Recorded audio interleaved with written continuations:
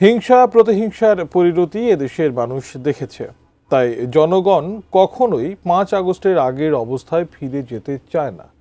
এ মন্তব্য করে BNP chairman Tarique রহমানের আহ্বান, মতপার্থক্য যেন মতবিভেদ সৃষ্টি করে আলোচনার পথ রুদ্ধ করে না দেয়। বিএনপি চেয়ারম্যান হওয়ার পর রাজধানীর একটি হোটেলে গণমাধ্যমের সম্পাদকদের সঙ্গে শুভেচ্ছা বিনিময়ে তিনি তার ঘোষিত মাই প্ল্যানও খোলাসা করলেন। আরও জানাচ্ছেন নাজিয়া আফরিন।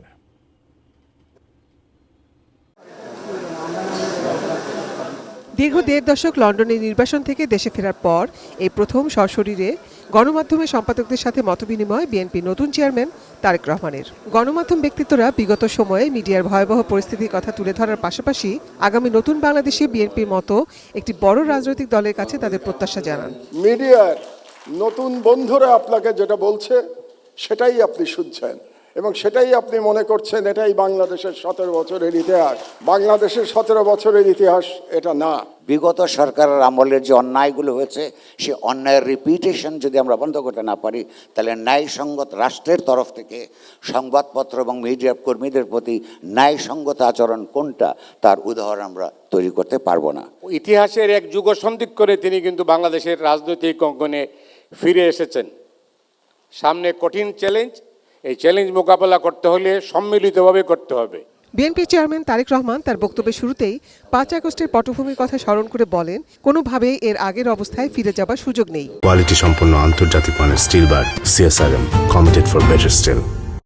হিংসা, প্রতিশোধ, প্রতিহিংসা একটি মানুষ, একটি দল বা যেভাবে আমরা বিবেচনা করি তার পরিণতি কি হতে পারে আমরা দেখেছি 5ই আগস্ট।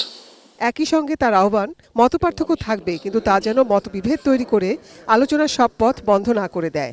দল মত নির্বিশেষে আমাদের মধ্যে মত পার্থক্য থাকবে, কিন্তু আমরা যদি চেষ্টা করি তাহলে সেই মত পার্থক্যের মধ্যে রেখে আলোচনার মাধ্যমে সেটি অনেক সমস্যার সমাধান হয়তো আমরা বের করে আনতে সক্ষম হব, কিন্তু কোনোভাবেই সেটি যাতে মত বিভেদের পর্যায়ে চলে না যায়।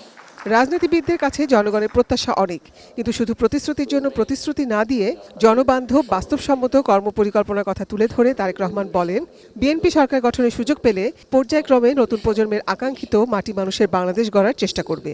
আমরা শুধু রাজনৈতিক বিষয় নিয়ে সেমিনার করছি, সিম্পোজিয়াম করছি, আলোচনা করছি, তর্ক বিতর্ক করছি, অবশ্যই ওগুলো প্রয়োজন আছে, কিন্তু অ্যাট দ্য সেম টাইম আমরা যদি মানুষের প্রতিদিনকার তার চিকিৎসা ব্যবস্থা কী হবে, তার কর্মসংস্থান কী হবে, তার পরিবারের সন্তানদের শিক্ষা ব্যবস্থা কী হবে, তার রাস্তায় বের হলে নিরাপদে সে ফিরে আসতে পারবে কিনা, এইরকম বিষয় যেগুলো আছে এই বিষয়গুলো নিয়েও বোধহয় আমাদের আলোচনা আরও একটু বেশি হওয়া উচিত।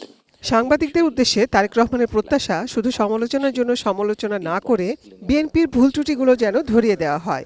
দেশের গণতান্ত্রিক ধারা বজায় রাখতে যে কোনো মূল্যে জবাবদিহি বজায় রাখতে হবে বলেও মনে করেন তিনি। একটা সার্টেন টাইম পর আমরা যদি গণতান্ত্রিক প্রসেসটাকে কন্টিনিউ করে যেতে পারি তাহলে নিশ্চয়ই আমরা অবস্থার পরিবর্তন ঘটাতে সক্ষম হব। দেশের মানুষের সমর্থন নিয়ে সরকার গঠনে সক্ষম হলে যাতে আপনাদের কাছ থেকে আলোচনা সমালোচনা আমরা পাই, যেটা আমাদেরকে সাহায্য করবে দেশকে সামনে এগিয়ে নিয়ে যেতে। বিএনপি সরকার গঠন করলে জাতিকে সঠিক পথে পরিচালিত করবে বলে আশ্বাস দেন দলটির চেয়ারম্যান তারেক রহমান। করাপশনটাকে যাতে স্প্রেড না করে। Nazia Afrin, ATN news, Dhaka.